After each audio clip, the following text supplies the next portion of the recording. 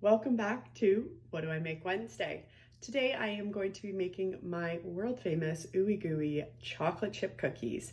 Now these by no means are healthy, but in moderation, of course they are. Now, if you'd like to know how to make these delicious cookies, keep on watching. The ingredients you need today is a cup of unsalted butter, 2 eggs, 3/4 cup white sugar, 3/4 cup brown sugar, some vanilla extract, a teaspoon to be exact, half a teaspoon of baking soda, 2.5 cups of flour, half a teaspoon of salt, and around half a cup of chocolate chip. You then want to set your oven to 375 and let that preheat. And also while you're waiting for it to preheat, line your baking tray. Again, I use this silicone sheet. You will then want to melt your butter, and you want it to be melted. Then you're going to add your brown sugar and your white sugar and just give it a little bit of mix, breaking up the brown sugar that tends to stick together. Then want to put your 2 eggs into the mixture along with a teaspoon of vanilla extract.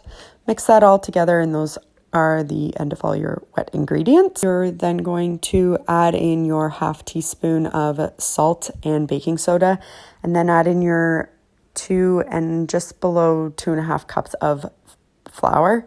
First, it looks like a lot of flour, but once you get it mixing, you'll see that it combines very nicely, and see how the mixture is quite stiff, which is awesome. You're then going to add in your half cup of chocolate chips. These are minis, so they look a lot more than there actually is. You then want to place your cookie dough on a tray, evenly spread out because they will spread out a little bit, and pop those into the oven once it's at its 375 temperature. And you want to cook those for 10 minutes. You then want to set your timer for 10 minutes. It's very important to look at the 10 minutes because a couple minutes can make a huge difference. I usually pop in with about 2 minutes left to just check on them.